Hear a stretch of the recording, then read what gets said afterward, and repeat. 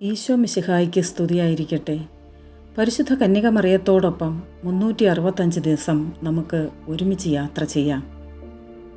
March 8 മിഴുനീർ മാതാവ്. 1928 missionary സഭയായ ക്രൂശിതനായ ഈശോ സഭ സ്ഥാപകരിൽ ഒരാളായ അമേലിയ ആഗുറി പീഡിതനായ ഈശോയുടെ സിസ്റ്റർ അമേലിയ എന്ന നാമകരണം സ്വീകരിച്ചു. സിസ്റ്ററിൽ പഞ്ചക്ഷതങ്ങൾ ഉണ്ടാകുകയും പിന്നീട് സുഖപ്പെടുകയും ചെയ്തു.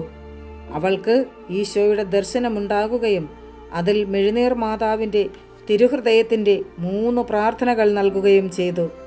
4 മാസങ്ങൾക്കു ശേഷം വയലറ്റ് ഉടുപ്പും നീല അങ്കിയും വെളുത്ത ശിരോവസ്ത്രവും ധരിച്ച് മാതാവ് അവൾക്ക് പ്രത്യക്ഷപ്പെട്ട് തിളക്കമാർന്ന മിഴുനീർ കൊന്ത അവൾക്ക് കൊടുത്ത ശേഷം 3 പ്രാർത്ഥനകളും പ്രാർത്ഥിക്കുവാൻ പറഞ്ഞു. 1930 മാർച്ച് 8 കണ്ണുനീരിൻ്റെ അമ്മയുടെ രൂപം ആലേഖനം ചെയ്ത കീർത്തി മുദ്ര ധരിച്ച മാതാവിനെ അവൾ കണ്ടു. 1934 അവരുടെ സഭാസ്ഥാപകൻ കണ്ണുനീരിൻ്റെ അമ്മയുടെ രൂപം ആലേഖനം ചെയ്ത കൊന്തയുടെ ഉപയോഗത്തെക്കുറിച്ച് ജനങ്ങളെ അറിയിച്ചു. ബ്രസീലിലും യൂറോപ്പിലും മിഴുനീർ മാതാവിൻ്റെ ധാരാളം അത്ഭുതങ്ങൾ സംഭവിച്ചു വരുന്നു.